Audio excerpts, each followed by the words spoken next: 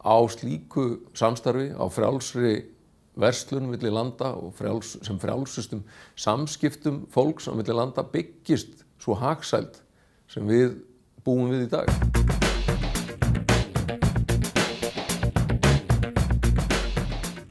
Það aldarfjórðungur síðan samningurinn Evrópska efnahagssvæðið tók gildi. Sumir þekkja vart annað en það þriðji hver Íslendingur fæddur eftir gildistöku samningsins. Ræða lifandi samning einn innri markað Evrópu ásamt margvíslegum samstarfsverkefnum. Í gegnum tíðina hefur Evrópska efnahagssvæðið þróast og stækkað og í dag þetta 31 Evrópuríki, 28 aðildarríki Evrópusambandsins og 3 ríki EFTA. Samningurinn orðinu margt sjálfgefinn en þó virðist frekar sótt af EES undanfarin ár og andstaðan orðin háværari. Hverju hefur EES skilað okkur? Hverjir eru gallarnir við EES og hvernig þetta samstarf að þróast? Til að ræða samningin og spurninga þessar höfum við fengið hingað Ólaf Stephensen, framkvæmdastjóra félags atvinnurekenda.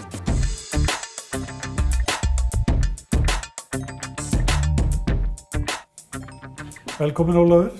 Takk fyrir. Þú hefur fjallað mikið Evrópumál og skrifað og haldið erindi út þennan málaflokk. Mér langaði kannski í upphafi að spyrja þig mikilvægið þessa samnings. Já, eins og þú segir, þá var ég búinn að vera að fylgjast með EES eiginlega alveg frá því að hugmyndin fæddist sem blaðamaður á sínum tíma og ég skrifaði síðan bók samningaviðræðurnar.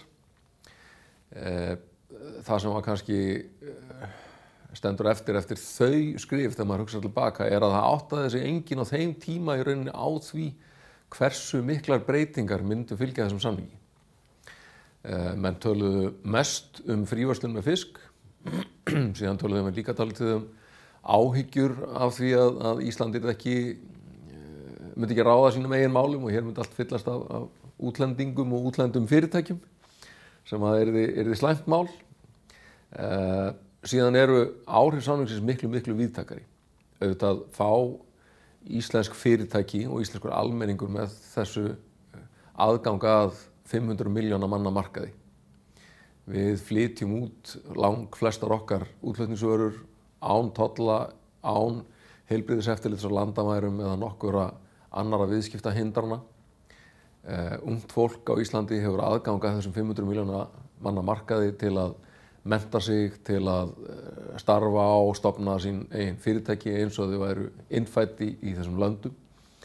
Þetta allt saman hefur gert íslenskt atvinnulíf miklu alþjóðlegra. Löggjöfin sem hefur fylgt EES-samningnum síðan gríðarlega víðtæk. Við fáum hérna í rauninni okkar samkeppnislöggjöf, stærstan hluta neytendalöggjafar og svo framvegis frá Evrópusambandinu og þetta hefur reynst okkur vel. EES-löggjöfin vissulega búin til í samstarfi margra ríkja og inniheldur oft málamiðlanir en hún samin með markaðsfrelsi að leiðarljósi og við getum sagt að almannahagsmunir ráði líka för. Þannig hlýtur það að vera í alþjóðlegu samstarfi. Þannig að þessi löggjöf hefur komið í staðinn fyrir lög og reglur sem oft voru samin hér til að hygla sérhagsmunahópum. Þannig að ég fullyrði það að EES-löggjöfin, hún hefur dregið úr ríkisvæðingu, hún hefur eflt markaðsfrelsi, stór eflt samkeppni, gagnsæi á markaði og svo framvegis, neytendum, atvinnulífinu og öllu samfélaginu til hagsbóta. Þetta hefur verið gríðarlega mikilvægur samningur. Það var að sínum tíma sagt að þetta myndi mögulega draga úr smákóngaveldinu á Íslandi. Já, það held ég sé bara ekki nokkur einasta spurning. Eins og ég segja, því að löggjöfin samin með almannahagsmuni að leiðarljósi og markaðsfrelsið náttúrulega líka leiðarljós. Þá hefur hún alveg klárlega stuðlað að því að brjóta niður smákóngaveldi bæði í íslensku atvinnulífi og stjórnsýslu og pólitík. Og við sjáum það náttúrulega stundum hvaða fer ennþá í taugarnar á ákveðnum hagsmunahópum. Man get ekki sagt stjórnendum fyrir verkum, eins og til dæmis núna bara í þessu máli sem hefur umræðu undanfarið það hvort hér megi flytja inn ferskar landbúnaðarvörur eða ekki. Fyrir 25 árum, þetta afmæli EES, fyrir 25 árum var sagt við höfum fengið allt fyrir ekkert. Var það svo? Nei. Það er að segja að það eru gagnkvæm réttindi og gagnkvæmar skyldur.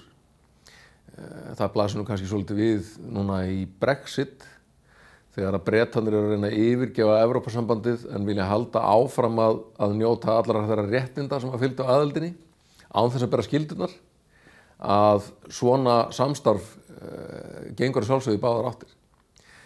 Og það hefur líka stundum farið í taugarnar á sérhagsmunahópum hér innanlands að við þurfum að leyfa til dæmis bara innflutning á vörum sem við leyfðum ekki áður eða leyfa fólki að starfa hér sem var ekki endilega sjálfgefið áður og svo framvegis. Á endanum held ég nú samt að þetta hafa allt verið mjög til góðs og að ávinningurinn fyrir Íslands samfélag og atvinnulíf hafi hlutfallslega verið miklu stærri heldur en mögulegir ókostir sem að hafa nú ekki verið margir, verið að segja. Og svo er náttúrulega hægt að horfa á þetta bara í krónum og aurum, til dæmis á vísinda samstarfsáætlanir og rannsóknaáætlanir og menntaáætlanir sem Ísland hefur tekið þátt í. Við höfum yfirleitt fengið meiri peninga út úr þeim áætlunum heldur en við höfum lagt inn í þar. Hverjir eru ókostunum? Hverjir eru gallarnir við EES?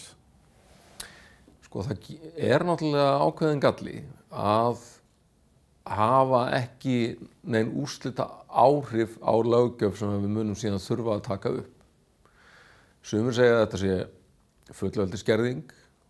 Ég hef stundum talað að þetta sé svona tvöfaldur lýðræðishalli. Það er stundum talað lýðræðishallan í Evrópusambandinu að ákvarðanir séu teknar langt frá almenningi og það má til sanns vegar færa þó að almenningur hafi þar sín beinu áhrif, til dæmis með kjöri til Evrópuþingsins. Hér getum við sagt sem svo Alþingi er að taka við löggjöf sem íslensk stjórnvöld og íslenskur almenningur hafði lítil áhrif á. Ef við setjum hins vegar á okkur jákvæðagleraugun og horfum á þetta bara alveg praktískt, þá er þetta þannig að það er ekki oft sem það kemur að sök að Ísland hafi ekki beint átt fulltrúa við borðið þegar lög voru samþykkt. Eins og ég nefndi áðan þá verður þessi löggjöf til í einhverjum málamiðlunum milli upp undir 30 ríkja og Norður-Evrópuríkjanna minnstakosti eru nógu lík okkur og litlu ríkin í Evrópusambandinu eru nógu lík okkur til þess að þær málamiðlanir sem eru gerðar eru yfirleitt liggja mjög nálægt okkar hagsmunum. Þannig að það er ekki mörg dæmi um það að við höfum neyðst hér til að taka upp einhverju löggjöf sem bara hentar alls ekki í íslenskum aðstæðum. Stundum náttúrulega gerist eitthvað svolítið skondið eins og við séum með löggjöf járnbrautir og skipaflutninga á ám, en það kemur ekki að sök. Norðmenn á sínum tíma kölluðu þetta faxlýðræði. Það var að samskipta máti þess tíma, þá sátu menn við faxvélina og biðu eftir nýrri löggjöf frá Brussel. Ekki er þetta fögur framtíðarsýn? Það er alveg hægt að halda því fram og eins og ég segi, þá er þetta kannski stærsti galli samningsins að koma ekki beint að sjálfu löggjafarstarfinu. Ísland hefur áhrif á svokölluðu ákvarðanamótunarstígi, svona fyrstu stigum þess að það er verið að semja nýjar reglur í ESB en ekki þegar það eru greidd atkvæði um þær. Á móti kemur hins vegar að þessi aðferð, hún frelsar okkur undan þeirri óskaplega erfiðu umræðu sem umræðan um aðild að Evrópusambandinu hefur verið hér á landi og veitir okkur aðgang að þessum markaði án þess að þurfa að takast á við stóru erfiðu spurningar í því eins og sjávarútvegsstefna og annað slíkt. Þrátt fyrir að flestir telji að samningurinn hafi skilað okkur miklu, þá hefur andstaðan við samningin síðustu misseri verið að aukast verulega á Íslandi. Af hverju er það? Hvaða skýringar sér það á því? Annars vegar er kannski þetta mál sem ég nefndi áðan varðandi innflutning á ferskum búvörum. Þar er einfaldlega sérhagsmunahópar sem að töldu sig komast upp með að brjóta gegn EES-samningnum, en það kemur síðan í ljós að vísu ekki fyrir eftir áratug þegar málið er búið að ganga í gegnum allt stofnana og dómskerfi EES að þeir komast ekki upp með það og verða að spila eftir reglunum. Það vekur upp vissa óánægju og andstöðu. Hins vegar, þá er kannski frekar að horfa til umræðunar um þriðja orkupakkann sem ég heldur reyndar að sé nú svolítið blóraböggull fyrir bara svona almenna andstæðu við Evrópusamstarf sem eru að brjótast upp á yfirborðið. Ég held að það sé kannski frekar ángi af því sem við höfum séð í mörgum vestrænum ríkjum undanfarin ár eftir bankahrun, að það vaxandi hljómgrunnur fyrir pólitíska stefnu sem að dregur gildi frjálsra viðskipta, frjálslyndis í efnahagsmálum og alþjóðlegs samstarfs í efa. Það er hljómgrunnur fyrir þessa stefnu hjá oft jaðarsettum hópum sem fengum kannski lítið út úr uppganginum sem byggðist á alþjóðavæðingunni fyrir bankahrun, fóru illa út úr bankahruninu og sjá í rauninni ekki gildi þessa frjálslynda vestræna samstarfs. Og það eru margir að reyna að sá í þennan jarðveg núna. Andstæðingar þriðja orkupakkans ganga nú fram í mjög grímulausum populisma og halda fram alls konar rangfærslum um áhrif orkupakkans á íslenskt samfélag sem eiga sér enga stoð í veruleikanum. En þetta því miður bara spegilmynd af því sem við höfum séð í mörgum nágrannaríkjum okkar með vaxandi andúð á alþjóðasamstarfi og uppgangi populista. Hvað segir við fólk sem að það talast þetta ungu fólki sem við kannski ganga til nánara samstarfs við Evrópu, jafnvel aðild að Evrópusambandinu. Hvað segir mér, hver eru skilabóndið þeirra út af EES? Nú hefur utanríkisráðherra jafnvel talað fyrir því að margir af stuðningsmönnum aðildar að Evrópusambandinu séu mótfallnir í EES-samningnum? Ég held að það sé nú kannski ekki þannig. Ég held að flestir sem vilja nánara evrópskt samstarf vilji standa vörð þennan samning.